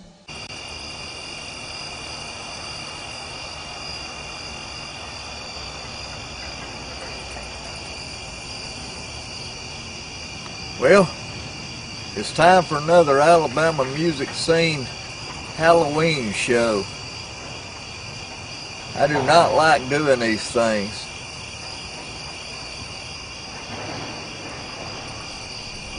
I already hear things out in these woods here. It's very spooky. You know, I don't like doing these, you know. Do y'all believe in ghosts and goblins? Well, you know, the house I live in, sometimes me and my son, we hear it breathing sometimes. It creeps and it makes all kind of sounds. It ain't good. You know, they got to be spirits in that house. They probably spirits in these woods right here. But anyway, I'm gonna give you Holly here and let her tell you what's coming up on today's show. Come on.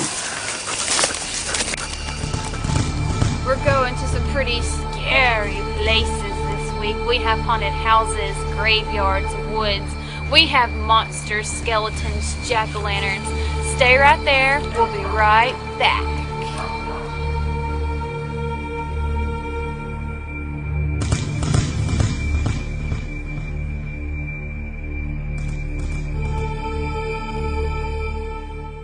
We went to Coleman, Alabama to film a very good band called Horizon.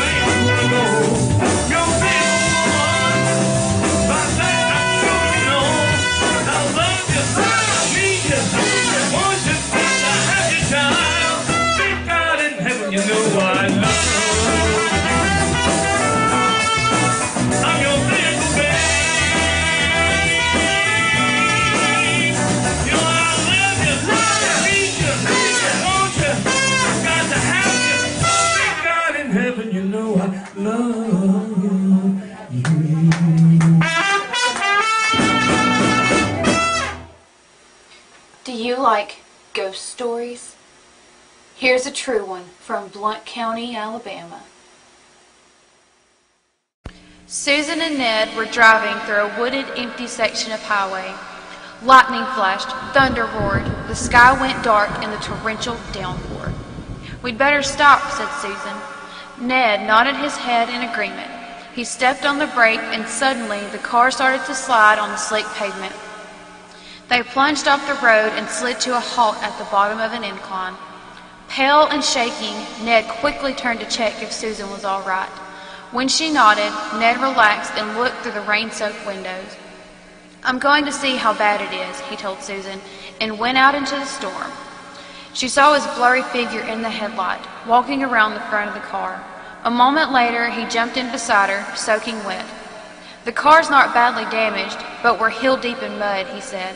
"I'm going to have to go for help." Susan swallowed nervously. There would be no quick rescue here. He told her to turn off the headlights and lock the doors until he returned. Axe Murder Hollow. Although Ned hadn't said the name aloud, they both knew what he had been thinking when he told her to lock the car. This was the place where a man had once taken an axe and hacked his wife to death in a jealous rage over an alleged affair. Supposedly, the axe-wielding spirit of the husband continued to haunt this section of road. Outside the car, Susan heard a shriek, a loud thump, and a strange gurgling noise, but she couldn't see anything in the darkness. Frightened, she shrank down in her seat. She sat in silence for a while, and then she noticed another sound. Bump, bump, bump. It was a soft sound, like something being blown by the wind. Suddenly, the car was illuminated by a bright light. An official-sounding voice told her to get out of the car. Ned must have found a police officer. Susan unlocked the door and stepped out of the car. As her eyes adjusted to the bright light, she saw it. Hanging by his feet from the tree next to the car was the dead body of Ned. His bloody throat had been cut so deeply that he was nearly decapitated. The wind swung his corpse back and forth so that it thumped against the tree. Bump, bump, bump. Susan screamed and ran towards the voice and the light. As she drew close, she realized that the light was not coming from a flashlight. Standing there was the glowing figure of a man with a smile on his face and a large, solid, and definitely real axe in his hands. She backed away from the glowing figure until she bumped into the car. "Playing around when my back is turned," the ghost whispered, stroking the sharp blade of the axe with his fingers. "You've been very naughty." The last thing she saw was the glint of the axe blade in the eerie, incandescent light.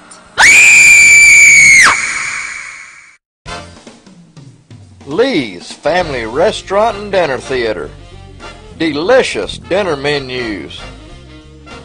Served by Lee's friendly staff. Lee's also has wonderful shows with gospel quartets and impersonators from Memory Gardens straight from Pigeon Forge. And every Tuesday, karaoke from 6 o'clock till 9 p.m. Call for takeouts or info on shows. 205-648-4461. From the studio of AMS TV, you never know who might show up. What do you do every day, Snoop? Smoke weed every day. Smoke weed every day. Smoke weed every day. Smoke weed every day. Oh, no. Lee's Family Restaurant and Dinner Theater is going to be having a very special Halloween karaoke on October the 31st, so don't miss that. Me and George have came to this old spooky house in Nectar, and people say it's haunted. I hadn't really seen a ghost yet, but I've been keeping my eye out, so you have to come check the house out and see if you can find one. Here's the Horizon Band again.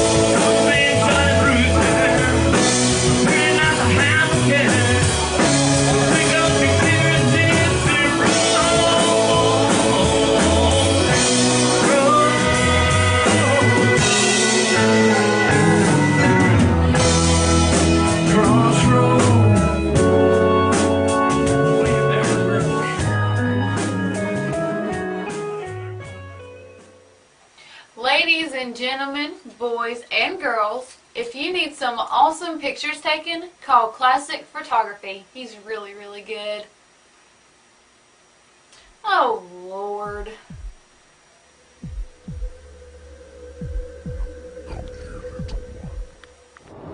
Hey, Alabama music scene here.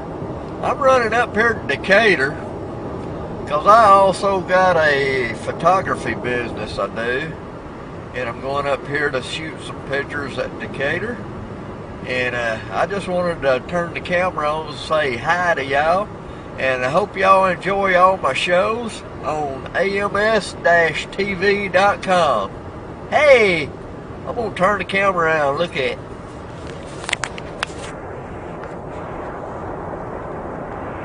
Woohoo! What goes cackle, cackle, boom? A witch in a minefield. I'm Kim Tatters, and you're watching the Alabama Music Scene. I hate clowns. George, I'm gonna get you for this. Here's our video of the week. George, what's wrong?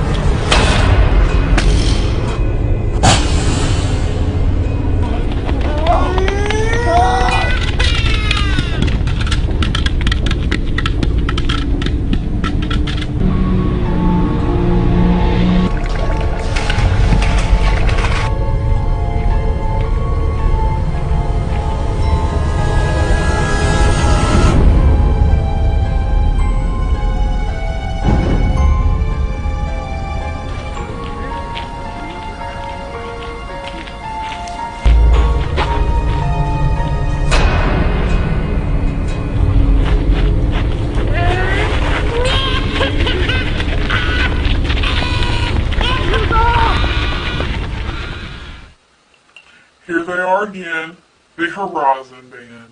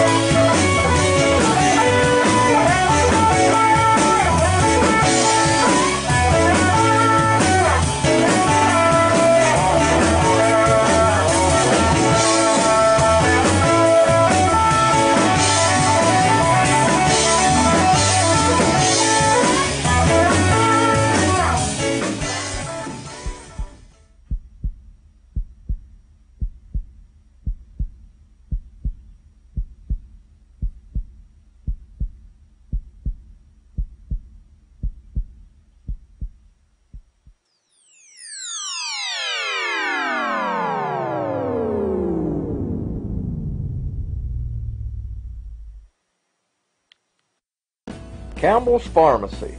Great customer service. No long waits on drug orders. Campbell's has competitive prices. Same friendly staff each visit. Campbell's takes the majority of third-party insurance plans. Campbell's Pharmacy in Adamsville. Hours 8:30 a.m. to 6 p.m. Monday through Friday. 8:30 a.m. to 2 p.m. Saturday. Closed on Sunday. Call 205-674-3566.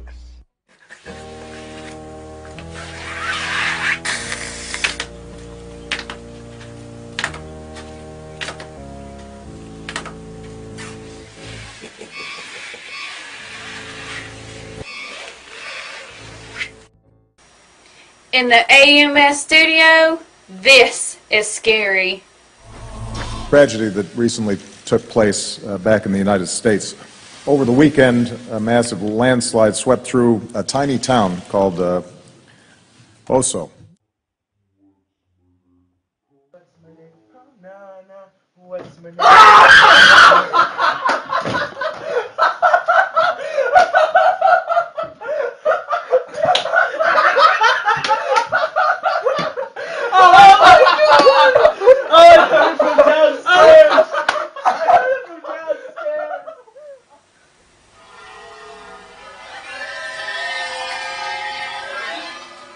Once again, here they are, Horizon.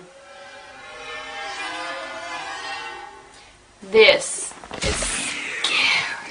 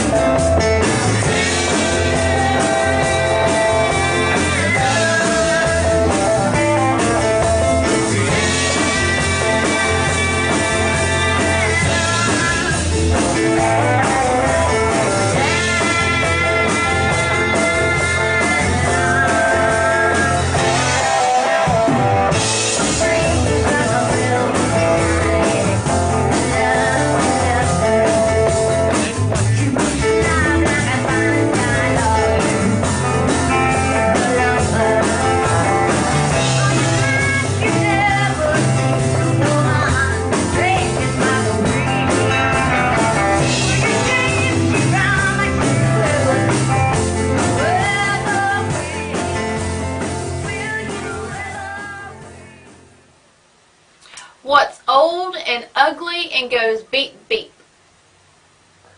A witch in a traffic jam. What in the world is that?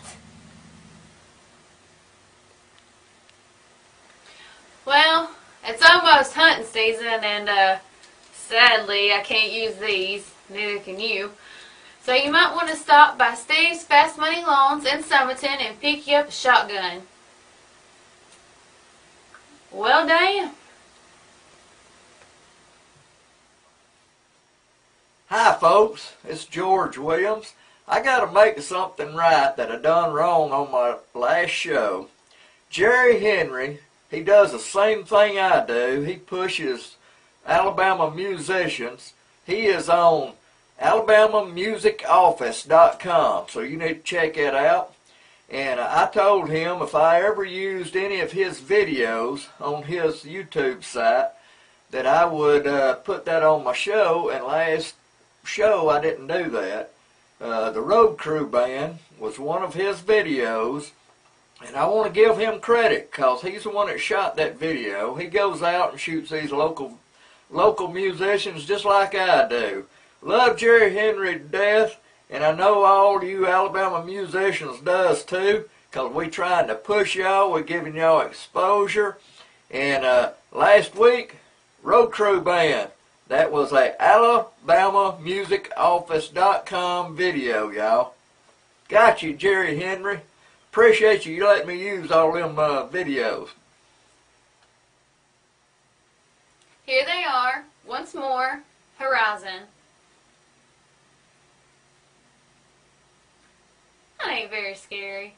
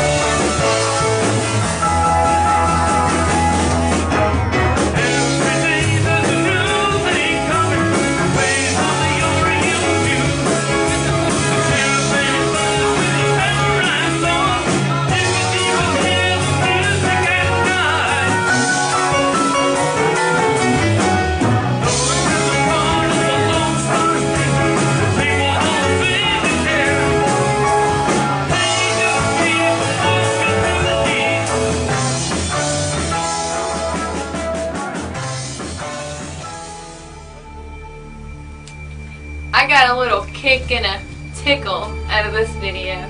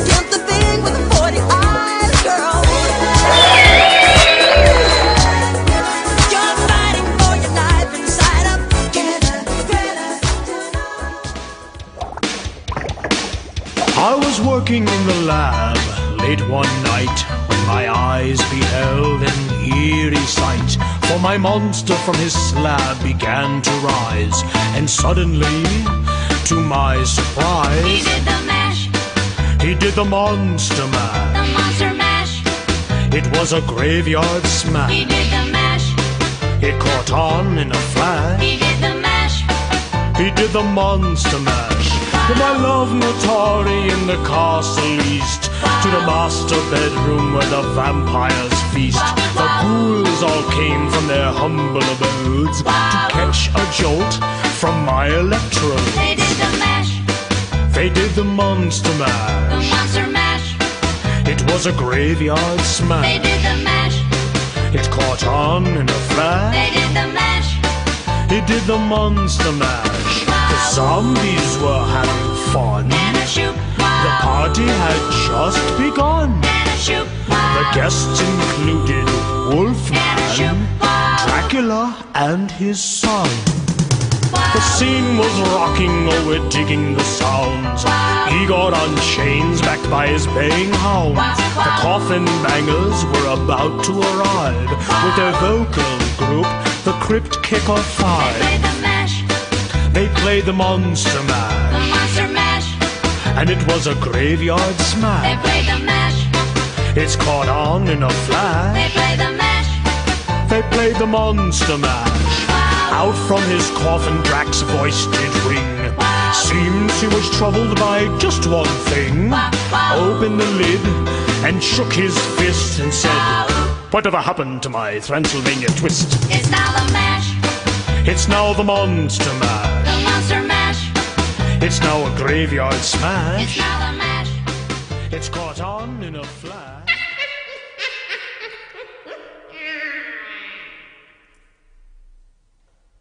Why Lady Why, we did several of their songs. Man, it was great. Blank.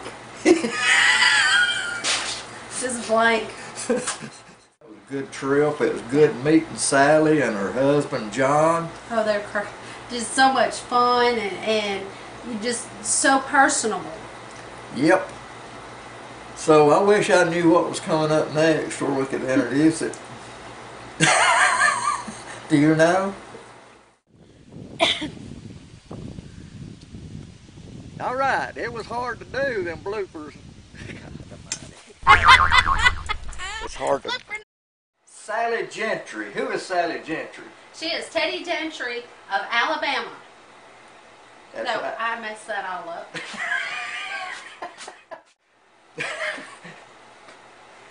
Man, it's going to be a good show. God. That sucks. And I'm doing good today. See what kind of dance this girl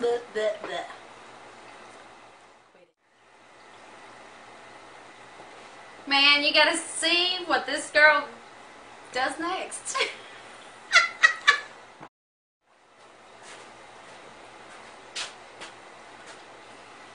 George, I was watching a movie the other day, and it was given the trailer, and it says this movie is coming out. It is. What's the name of it? I don't know, I couldn't remember, but they said it was coming out. All right, I'm here with Mr. George Farrell Williams. He's the founder of AlabamaMusicSceneTV.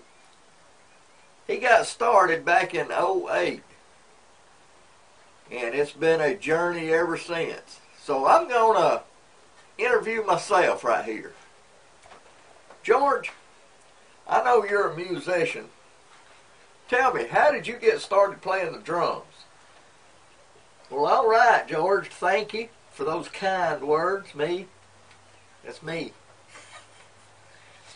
First of all, my good friend Steve Dawkins moved in close to me here, and all their family was musically inclined, and I was around it all the time when I'd hang out with him. And I got interested in it then. You know, we would get on their front porch and pantomime and stuff like that, just those stupid stuff. And we'd listen to the radio and get involved in that top 40 survey and stuff like that. And then my other friend, Roger Ragsdale, he knew how to play the guitar. And me and him would get in Myrtle Mayberry's house, and we would practice. My first set of drums came from J.C. Penney's. I had a credit card, and I got my first set of drums. It was red, sparkly drums, and I couldn't tell you what kind. But that's the way we got started. And we probably knew 3 to 5 songs. We would play them over and over and over. And then a couple more guys come on board, and we started doing private parties. Man, we would do them private parties, and all of a sudden, we had a band. You know what I mean?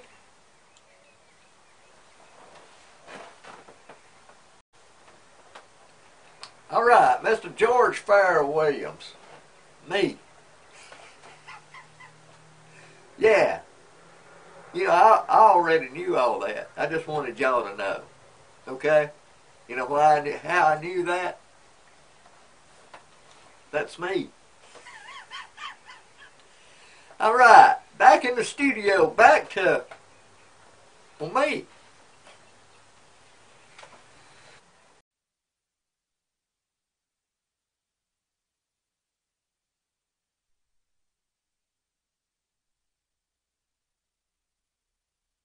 The Alabama Music Hall of Fame is a state agency created in 1980 with a mandate to honor all the notable music achievers from the state. This educational and tourist facility, located in Tuscumbia, Alabama, presently honors over 1,200 of the state's most notable music achievers, a source of pride for all the citizens of Alabama. As you enter this modern facility, you see the names of great entertainers, music educators, and music industry personalities memorialized in the Walk of Fame, with bronze stars permanently embedded in the floor. Next is the Inductee Gallery, where the portraits of those honored with induction into the Alabama Music Hall of Fame hang. In addition to the inductees, many of Alabama's music achievers are honored within the main exhibit hall through exhibits containing a wide variety of personal memorabilia from these talented musicians. See monochrome statues of Hank Williams Jr., Lionel Richie, the group Alabama, and Sonny James made in plaster, while Nat King Cole and Hank Williams are seen depicted in lifelike wax figures. Climb aboard the tour bus donated by the members of the group Alabama and see firsthand how they lived on the road. See the original recording equipment used by the founder of rock and roll and Alabama native Sam Phillips to record Sun artists B.B. King, Howlin' Wolf, Jerry Lee Lewis, Carl Perkins, and Elvis Presley. Lionel Richie presented the exhibit hall with outfits he wore at the American Music Awards and the filming of the We Are the World video. Jim Nabors gave the outfit he wore on Gomer Pyle USMC, as well as stage outfits he wears while singing. See the gold dress worn by Tammy Wynette while performing at the 1984 Olympic Games. We have the famous RCA Victor dog Nipper, autographed by members of the group Shenandoah. You'll enjoy viewing the gold country car with over 500 silver dollars and 12 silver guns mounted in and around the vehicle. The Rhythm and Blues exhibits include memorabilia from the careers from Alabama artists W.C. Handy, Erskine Hawkins, Clarence Carter, Percy Sledge, The Temptations, Dinah Washington, Wilson Pickett, Martha Reeves, and many more. While gospel legend Jake Hess presented the Grammy Award he won for the Best Sacred Performance in 1979. You'll hear the world-famous Muscle Shoals sound as you learn about the exceptional Muscle Shoals recording industry and the Alabamians who made it such a success.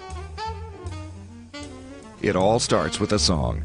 Learn about the many successful songwriters from Alabama that have written hundreds of the hit songs you know and love from the past, present, and that you will hear in the future to come. Most of all, you will hear music. The facility houses a 15-foot tall jukebox, which plays pop music recorded by Alabamians, while the 17-foot guitar plays country music made famous by artists from the state. And from the walls of the cabaret, hear music recorded by the soulful rhythm and blues artists from Alabama.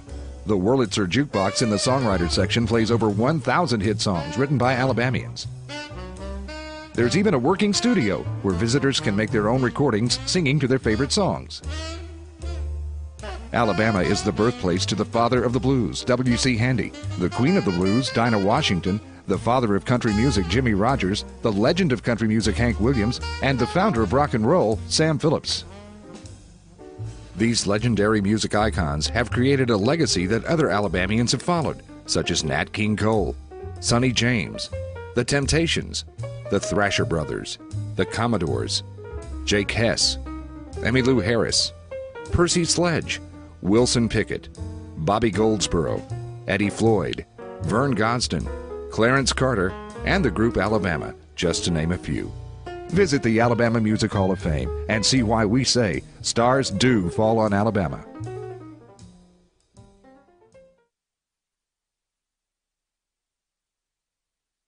This is a story about the woman of the graveyard. It was told to me by my grandparents when I was growing up. The story said she was buried alive because people thought she was a witch.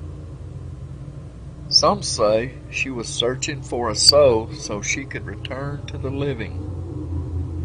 I didn't believe in witches and ghosts, so I didn't believe in that fairy tale. And to prove everybody wrong, I went there.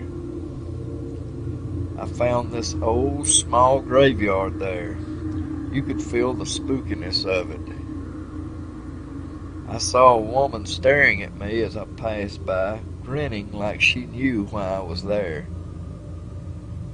I walked through, searching for that empty grave. Headstones with no names, twigs and leaves falling on the tombstones. I wandered between the forgotten, but I could not find what I was looking for. It was just a fairy tale, as I knew all along, but still I could feel something about the place. I had goosebumps all over my body. It wasn't cold, but the air was death. I could feel it.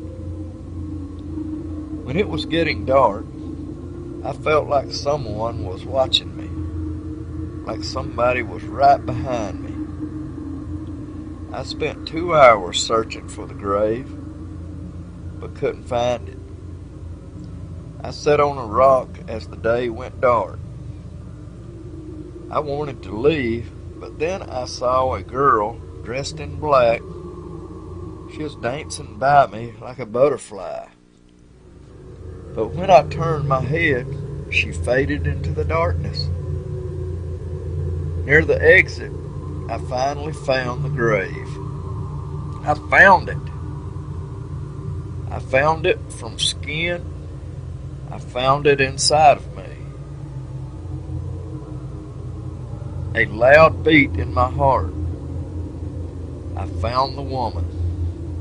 I knew it was her, but she had found me too. She came out of the ground and swallowed me into the grave.